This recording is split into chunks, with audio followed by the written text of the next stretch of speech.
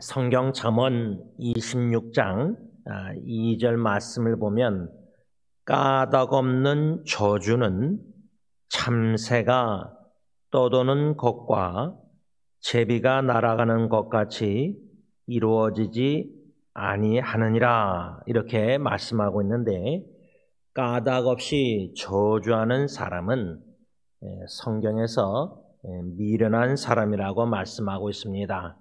이러한 미련한 사람의 까닭 없는 저주, 즉 그 저주는 공의롭지 않은 저주라. Unjustice curse. 공의롭지 않는 이러한 저주를 퍼붓는 미련한 사람은 마치 참새가 떠도는 것과 제비가 날아가는 것과 같은 저주다. 그 의미가 뭘까? 여러분, 참새가 떠돈다, 제비가 떠돈다, 그것은 목적이 없기 때문입니다. aimlessly.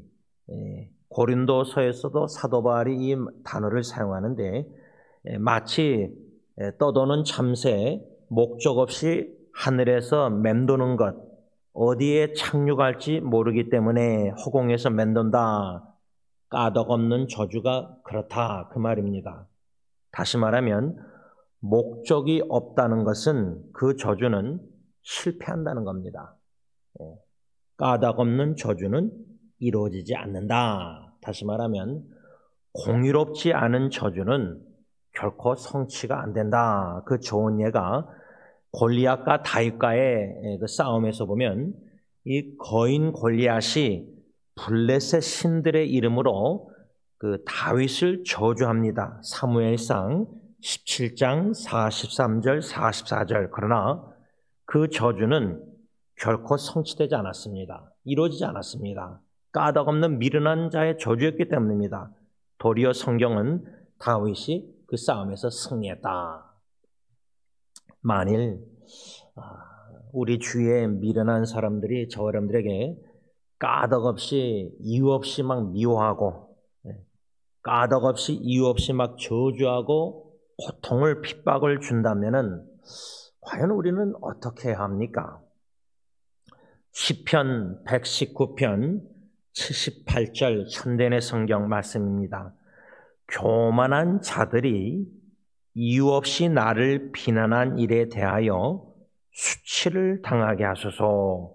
그러나 나는 주의 교훈을 묵상할 것입니다. 여러분, 이유 없이 까닭 없이 나를 미워하고 싫어하고 질투하고 샘내서 비난하고 수근수근하고 심지어 막 저주까지 퍼부을 때 시편 기자처럼 그러나 나는 주의 교훈을 묵상할 것입니다. 여러분, 참 중요한 원리라고 생각합니다. 이 성경적인 원리가 우리의 삶 속에 실제로 하나님이 주신 은혜로 적용을 해야 되는데, 이것은 부부관계, 부자지간 관계, 모든 인간관계에 적용되는 원리라 생각합니다. 잘 모르는 사람들이 우리를 오해하고 비난하고 저주하고 욕하고 뭐라고 막 수군대도 들어도 그거는 좀 낫습니다. 그런데 기대하고 사랑하는 가족 식구나 가까운 친구들이, 사람들이, 성도들이, 교회 성도들이 나를 뒤에서 비난하고 욕하고 수근수근하고 심지어 저주까지 퍼붓는다, 그런 음성을 들릴 때 오히려 하나님의 음성을 듣는 기회로 삼아야 됩니다.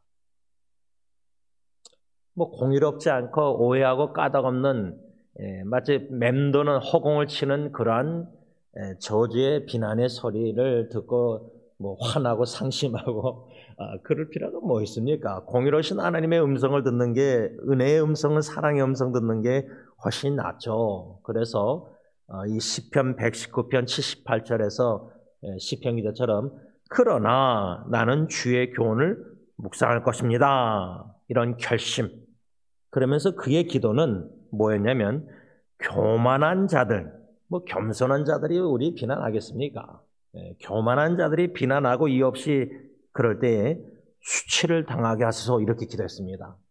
결국 자기 입에서 교만한 자들이 내뱉는 그런 비난과 저주는, 욕은 자기 얼굴에 침 뱉기식으로 수치를 당할 뿐입니다. 그러니까 하나님이 그렇게 하신다는 겁니다. 이 사실을 믿고 아무리 누가 까닭없이 허공을 치는 오해하고 비난하고 욕하고 저주하고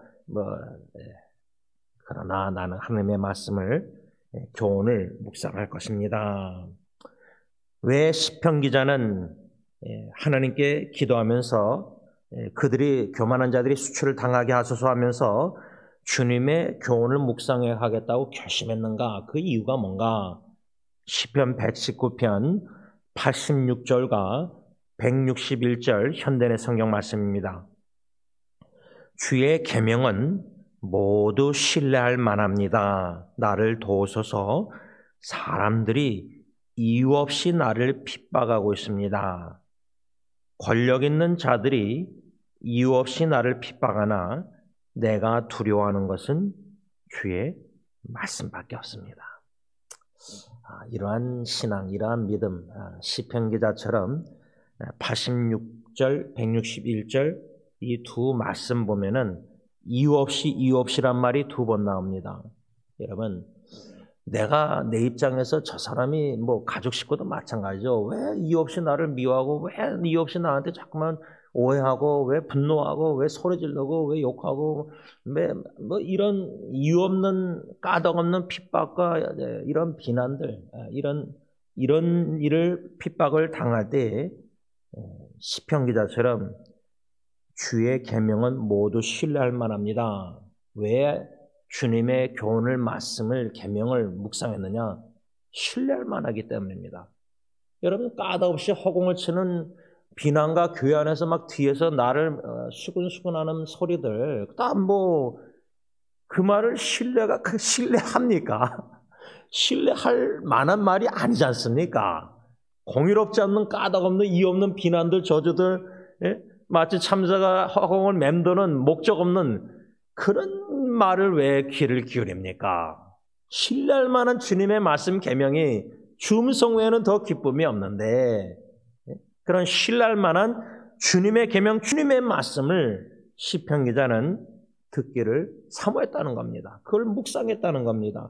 남들이 이유 없이 비난하고 핍박하고 욕하고 어떠한 일일지라도 그리고 시편 기자는 119편 161점 사람들이 주위에서 나를 이유 없이 비난하고 핍박하고 욕하고 할지라도 그 말하는 그 사람들 교만한 미련한 사람들을 두려워하지 말고 다윗 시편 기자는 내가 두려워하는 것은 주님의 말씀밖에 없다.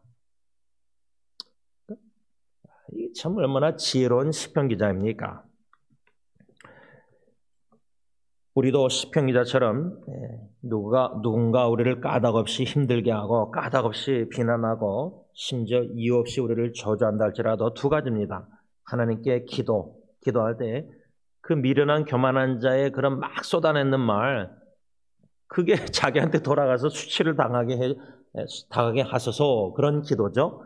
그 다음에 두 번째로 나는 그 와중에서도 주님의 말씀을 묵상하겠습니다 하고 결심하는 겁니다. 오늘 본문 사무엘하 16장 12절 말씀 문맥을 보면은 특히 5절에서 13절까지 보면은 사울 왕의 친족인 시므이가 도망가는 다윗을 계속 따라가면서 계속 저주를 퍼붓습니다. 5절 13절 보면 그 저주 내용이 뭐냐? 현대의 성경으로 제가 사무엘하 16장 7절 8절 말씀을 읽습니다. 살인자요. 여러분 이 시므이의 저주가 다윗에게 살인자요. 맞습니까? 틀립니까? 맞습니다. 틀린 말이 아니에요. 우리아 죽였지 않습니까? 밧세바의 남편, 충성된 군인, 이너센, 아무 죄가 없는 오히려 이스라엘 나라의 충성된 군인을 살인했지 않습니까? 죄를 덮으려고. 그러니까 이 시므의 저주가 살인자요. 이거 맞아요. 자, 그 다음 두 번째 뭐죠? 악한이요. 악한 자요. 이 저주가 맞습니까? 틀립니까? 맞아요. 성경에 보면은 다윗 왕이 밧세바를 범하고 임신했다 그러니까 그걸 덮으려고 두세 번 충성된 군인이 전쟁에서 불러다가 술 먹여서 자기 부인 집에 내려가서 자게 만들려고. 그럼 뭐 그때 임신한 거 그때 DNA 테스트 없으니까 그게 안 먹히니까 계략이 결국 편지를 써서 우리아한테 줘서 장군 요압에게 줘서 어떻게 너무 잔인한 거 아닙니까?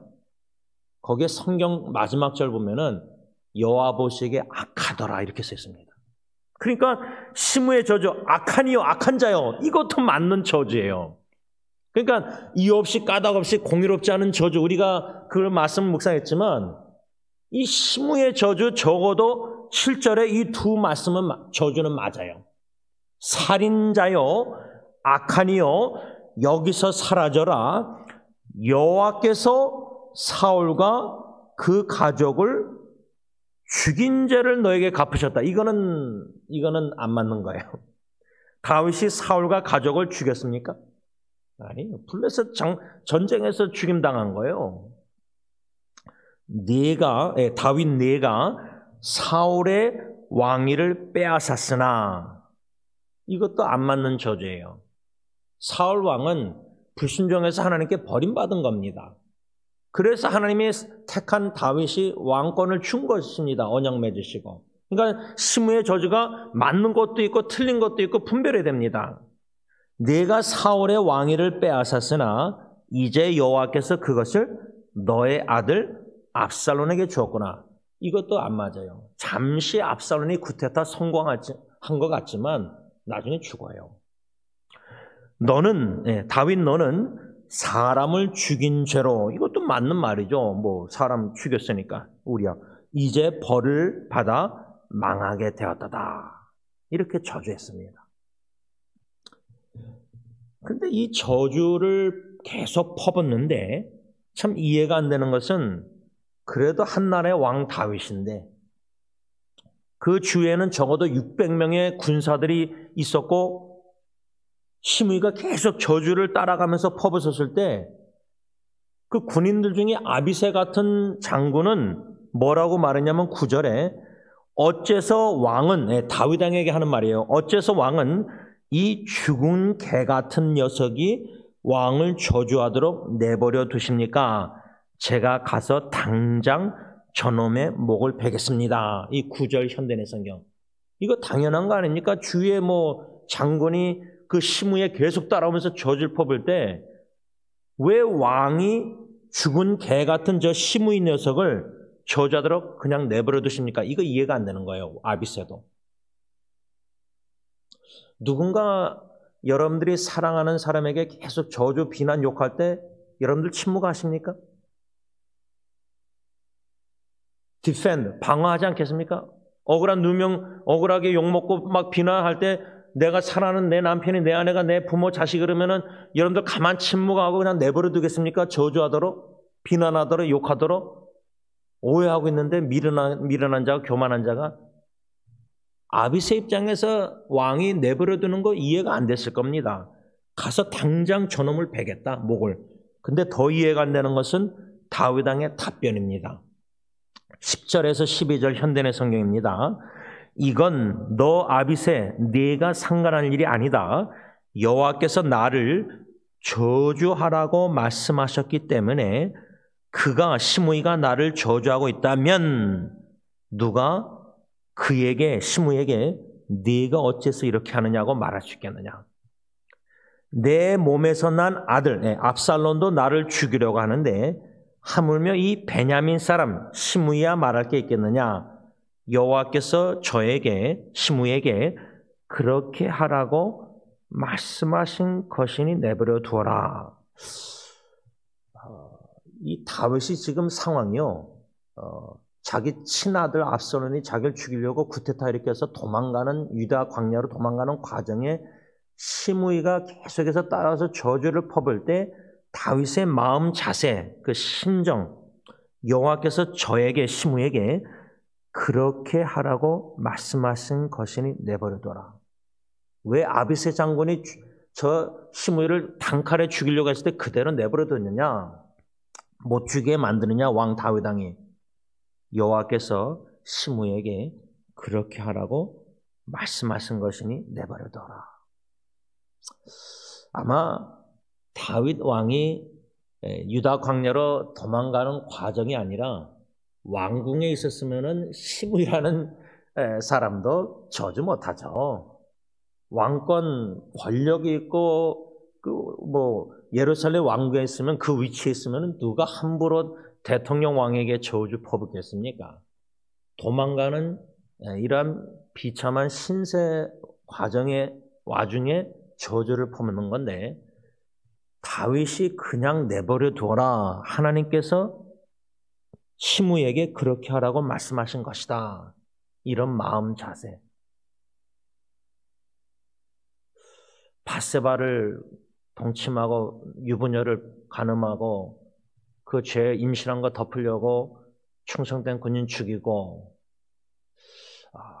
그러다가 그 아버지 다윗의 그런 결과로 아들 암논이 다윗의 딸 다말을 강간하고 다윗의 아들 압살롬이 암논을 2년 후에 죽이고 압살롬이 왕궁에 데려왔는데 2년 동안 못 보게 하고 그런 모든 과정을 뒤돌아보면 다윗의 입장에서 도망가면서 나는 저주받아 마땅한 사람이다. 그런 심정이 들어보신 적 있습니까? 여러분들이 저와 신앙 여정에 여러 가지 위기와 역경과 고통과 자녀의 죽음과 눈물 여러 가지 사랑하는 사람의 이런 고통 속에서 하나님께 살려달라고 막 몸부림치면서 광야에서 인생의 밑바닥을 경험했을 때 주위에 어느 누구가 나에게 욕을 하고 비난하고 심지어 내 사랑하는 내 배우자가 내 부모가 자식이 나를 욕하고 비난하고 친구가 예를 들자면 그래도 침묵 속에서 다 듣는 그 마음 심정 밑바닥에서 왜? 나는 죽어 마땅한 살인자 악한 자 죄인 저주받을 마땅한 죄인이거든요. 하나님과 원수돼. 저는 이 다윗의 심정을 좀 그렇게 적용해 보았습니다. 12절에 와서는 다윗이 뭐라고 답변했냐면 어쩌면 여호와께서 내가 당하는 어려움을 보시고 개역개정에는 이제 나의 원통함을 감찰하시고 오늘의 이 저주, 오늘의 이 시므의 끊임없는 계속되는 저주를 인해서 나를 축복해 주실 줄 모른다 이겁니다. 우리가 이 말씀 중심으로 지난주 토요일 날 우리의 원통함을 감찰하시는 하나님에 대해서 묵상하고 오늘 마지막 두 번째로 하나님은 그 저주를 돌이켜 우리를 축복해 주시는 하나님이다. 이 사실을 배우려고 하는 것인데 다윗처럼 우리가 적용할 때 아무리 우리가 좀 잘못한 게 있다 할지라도 막 사람들이 욕하고 비난하고 저주를 퍼붓을 정도로 다윗에게 우리에게도 그런다면 다윗처럼 어쩌면 여호와께서 내가 당하는 어려움을 보시고 오늘의 이 저주 인해서 나를 축복해 주실 줄 모른다.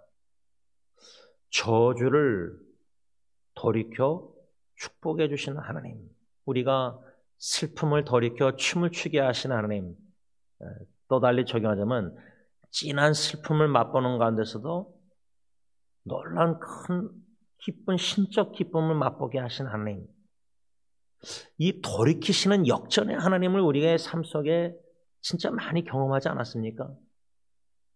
여러분 그 에스더 같은 성경 말씀 보면은 진짜 하나님이 이스라엘 유다 백성들 다 전멸당할 뻔했지만 나중에 역전시키지 않습니까? 에스더를 도구로 사용하셔서. 근데 우리의 인생도 보면은 리버스. 참 이런 저주나 비난이나 고통이나 눈물이나 참 이런 어려운 일들을 우리가 지난날에 겪었는데 지금 뒤돌아보면 그 큰 고통과 통곡과 눈물과 참 이런 위기 가운데 고통 속에서 하나님은 돌이켜 우리에게 축복을 베풀어 주셨습니다. 그래서 우리는 간증 찬양거리가 있지 않습니까? 다윗은 지금 도망가면서 시므이가 계속 저주를 퍼붓는데 하나님께서 저를 침을 통해서 날 저주하시니까 그대로 내버려둬라. 하나님은 어쩌면 내가 당하는 이 어려운 원통함을 보시고 이 저주로 인해서 나를 축복해 주실지 모른다. 선으로 갚아주실지 모른다. 왜? 선하신 하나님이기 때문에. 그래서 우리가 좋으신 하나님, God is so good, 언제나 항상 좋으신 하나님, 선하신 하나님. 지금 우리가 당하는 일들이 악한 것 같고 저주와 비난과 욕이가 고통일지 모르지만 합력해서 선을 이루실 수밖에 없다는 것은 하나님은 선하시기 때문에 우리에게 선을 행하실 수밖에 없는 겁니다. 우리는 선을 행해야 되지만 구원받은 자라서 에베소 2장 10절 선을 행할 때도 있지만 악을 행할 때도 있습니다. 그러나 하나님은 선하신 하나님 때문에 존재 자체가 행함이 선을 행할 수밖에 없기 때문에 어느 누가 우리를 저주하고 어느 누가 우리를 비난하고 어느 누가 어떻게 욕을 고통할지라도 결국에 가서 함령해서 선을 이루신다. 그래서 여러분 창세기 제가 요셉의 이야기를 왜 좋아하냐면 50장 20절의 창세기에 형들이 와서 두려워서 복수할까 봐 그렇게 말할 때 당신들은 나를 해려고 했지만 죽이려고 했지만 하나님은 그걸 선으로 바꾸셨다. 그러니까 이 하나님의 선하심을 맛보고 하나님의 선하신 하나님이심을 믿고 그 선행을 그들의 형제들의 악행도 선으로 바꾸신 하나님을 우리가 믿고 경험한다면 요셉은 그 형들을 다 용서하고 다 죽을 때까지 보살펴 주잖아요. 후손들을, 자녀들. 그러니까 중요한 거는 우리가 저주를 받고 비난을 받고 욕을 받고 무슨 소리가 막 들려도 주파수에 이 땅에 살면서 사람들의 말들 뭐 칭찬들은 듣기 좋아할지 모르지만 참 오해하고 억울하게 비난하는 것들은 참 억울하잖아요. 원통할 수가 있잖아요. 억울한 심정이 있잖아요. 그런데 그것도 침묵 속에서 하나님의 말씀을 묵상하는 기회로 삼고 기도하는 가운데 선하신 하나님을 만나고 믿고 선하신 하나님의 음성을 듣고 내 지난날에 하나님이 모든 사람들의 악행을 합력해서 선을 이루신 그걸 맛본 것을 은혜를 기억해낸다면은 지금 현재 우리가 당하는 모든 비난과 욕먹는 것도 다윗처럼 침묵할 수가 있어요. 13절 현대의 성경 보면은 놀란 장면은 시므이가 비탈길로 계속 따라오면서 여전히 다윗 왕을 저주하고 돌을 던지며 티끌을 날렸을 때 성경은 뭐라 하냐면 다윗과 그를 따르는 사람들은 아무 말 없이 길을 갔다고 써 있습니다. 아무 말 없이 침묵했다는 겁니다. 이 침묵의 영성, 침묵의 아름다운 뷰티. 우리는 뭔가 말을 막 이렇게 뭐 해야 된다고 이렇게 어떻게 하면 잘할까 사람들 만나고 상담할 때 막 이런 생각들을 많이 하는데 침묵의 영성이라 할까, 침묵의 아름다움이라 할까, 다윗은 묵묵히 침묵하면서 비난을 계속 들으면서 길을 걸어갔어요. 근데 이 침묵을 생각하면요, 이제는 우리가 내일 종려주일 또 고난주간 성금일 이렇게 다 주님 앞에서 지킬 텐데 이사야 53장입니다. 도살장으로 끌려가는 어린 양 침묵. 제가 그래서 아직도 잊지 않는 게 몽골에 선교 갔을 때 두 몽골인이 양을 끌고 와가지고 밧줄로 끌고 와서 한 사람은 잡고 이 네 다리 잡고 한 사람은 아주 면도칼 같은 무슨 칼로 요 양에 이렇게 눕혀놨으니까 제가 앉아서 다 봤어요. 그 사진이 있어요. 지금도 그 기억나요. 한 사람이 이 칼로 여기 심장을 그 정도만 째가지고 손을 집어넣어요. 그래서 양의 심장을 누르는 것 같아요. 근데요, 양은 아무 소리 안 내요. 그리고 죽어요. 그래서 양고기 먹었어요. 죄송하지만. 제가 아직도 그 장면이 진짜 생생해요. 야, 이사야 53장? 도살장에 끌려가시는 메시아 그리스도 어린 양 대신 세상 죄를 짊어지고, 근데 침묵, 입을 열지 않았다는 말씀이 두 번이나 나와요. 예수님의 침묵의 이 영성을 우리가 배워야 되는구나. 억울하게 죄 없으신 어린 양이 저 여러분들의 하나님과 원수된 저주 마땅히 받을 영원한 형벌 받을 살인자요 악한 자요 우리가 그거 아닙니까? 근데 대신 죄 없으신 예수님 어린 양이 다 짊어지고 도살장으로 끌려가는 침묵하는 어린 양을 우리가 묵상하면 이 고난주간에 우리도 다윗처럼 예수님처럼 침묵, 묵묵히 말없이 누가 저주를 하든 근데 솔직히 저주 얘기하지만 누가 우리를 칭찬해도 그냥 침묵하고 가는 거예요. 칭찬과 저주가 그렇게 큰 의미가 없다고 봐요. 전 동절의 앞뒤라고 봐요. 칭찬하던 사람들이 욕하고 칭찬 사람들이 저주하고 순간적으로 선교지에서도 제가 어저께 들어보니까 그렇게 선교사님을 따르고 좋아하던 사람이 젊은이가 비난하고 하다가 그냥 이런 보면은 제일 가까웠고 신뢰하던 사람이 뒤통수 치고 욕하고 비난하고 이 땅에서야 그런 일들은 비일비재하니까 거기에 칭찬과 저주에 그렇게 너무 큰 의미를 둘 필요가 없습니다. 사도 바울은 자기 자신도 판단 안 했는데 침묵하면서 모든 저주를 들으면서 다윗은 그를 따른 사람들과 걸어갔다. 왜 다윗 왕은 그리했을까? 그 이유는 다윗은 혹시 하나님께서 자기의 원통함을 감찰하시사 그 저주 때문에 손으로 자기에게 갚아주시리라 기원하며 기대했기 때문이다. 현대의 성경으로 말하자면 어쩌면 여호와께서 내가 당하는 어려움을 보시고 오늘 이 저주로 인해 나를 축복해 주실 줄 모른다고 생각하기 때문에 침묵하면서 시므이의 저주를 계속 들었다. 말씀을 맺고자 합니다. 신명기 23장 5절 말씀, 하나님은 그 저주를 변하여 복이 되게 하시는 하나님이라고 성경에 써 있습니다. 그러니까 이 신명기 23장 5절 말씀을 제 생각에는 다윗은 믿었던 겁니다. 믿었기에 시므이의 저주를 다 침묵 속에 다 들은 겁니다. 왜? 하나님께서 시므이의 저주를 변하여 자기에게 복이 되게 하실 줄 믿었기 때문입니다. 근데 실제로 이 시므이의 저주를 하나님이 어떻게 돌이켜 다윗에게 복이 되게 하셨는가? 이 질문을 던지면서 말씀을 묵상할 때 중요한 것은 우리 자신도요, 뒤돌아보면서 사람들의 비난과 저주가 아닐지라도 비난과 욕이나 억울하게 막 여태까지 이렇게 당한 것들, 당했다, 피해의식이 있을 수 있지만 그것을 주님 앞에 나와서 우리가 조용히 나와서 다 쏟아내고 아직도 그게 우리가 쓰라림이 있다면은, 쓴뿌리가 있다면 이것을 하나님이 선하신 하나님이 복의 근원 되신 하나님이 어떻게 나의 신앙의 여정에 돌이켜서 나에게 복이 되게 하셨는가?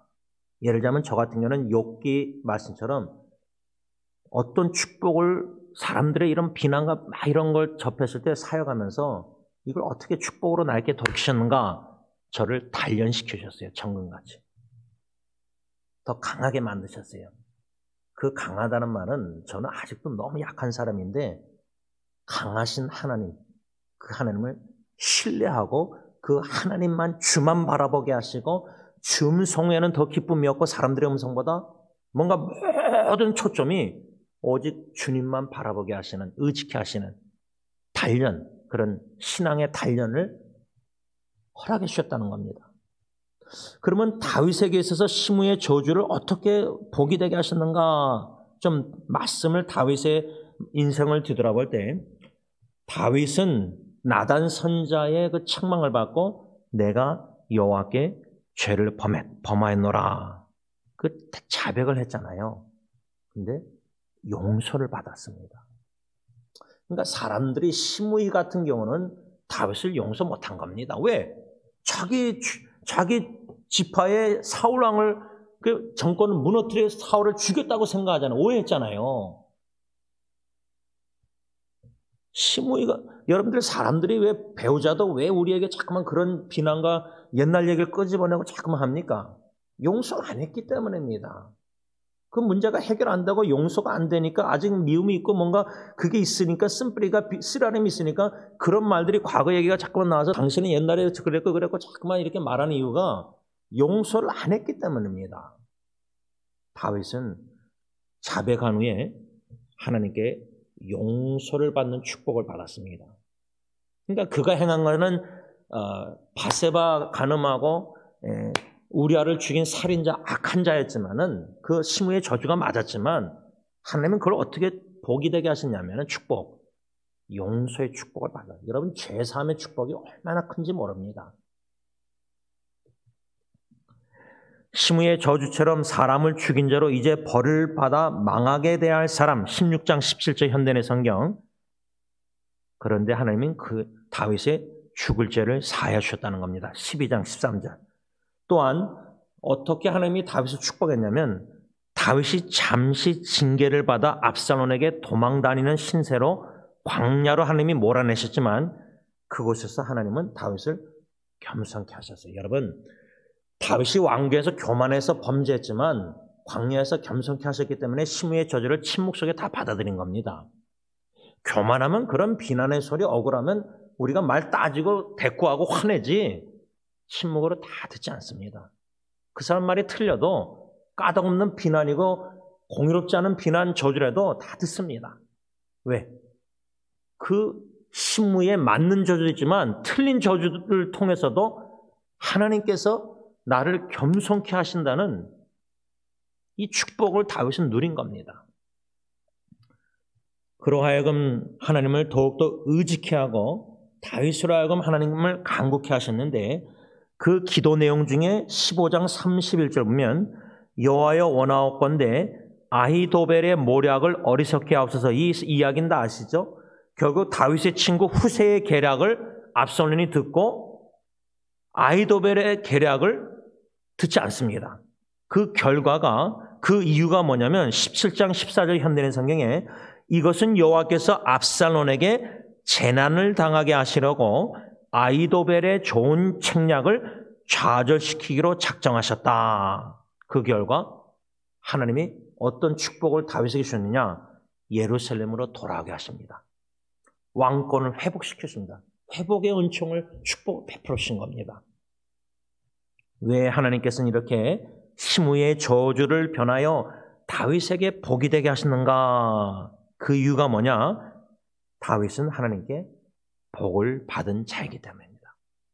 좀 더 구체적으로 말하자면 사무엘하 7장에 근거해서 다윗은 하나님께서 다윗과 언약을 맺으셨기 때문입니다. 언약의 말씀을 받는 이 놀라운 축복을 다윗이 받았기 때문에 다윗은 하나님, 자기는 불성실했지만 하나님은 성실하시기 때문에 다윗과 맺은 언약을 지키셨습니다. 다윗은 복을 받은 자입니다. 살인자요 악한 자인데 더 근본적으로 복을 받은 자입니다. 저 여러분들이 하나님과 원수된 악한 죄인 살인자 마음으로 미워하면 살인죄도 범하고 지금도 예수 믿고 나서도 너무 악행을 행하는데도 우리는 예수 그리스도 어린 양의 침묵 속에서 도살장 십자가의 죽으심으로 그 저주를 돌이켜 우리를 축복해 주셨기 때문에 우리는 복을 받은 자입니다. 그래서 성경에도 구원받은 저 여러분들 가리켜서 행복한 사람이라 신명기 33장 29절 구원의 축복 에베소 1장 모든 영적인 축복을 예수 그리스도 안에서 다 받았습니다. 우리처럼 복을 받은 사람들이 세상 지구상에 어디 있습니까? 하나님의 놀라운 축복을 구원의 축복뿐만 아니라 모든 영적인 축복을 이미 하나님의 자녀 상속자 모든 축복들을 다 받은 자입니다.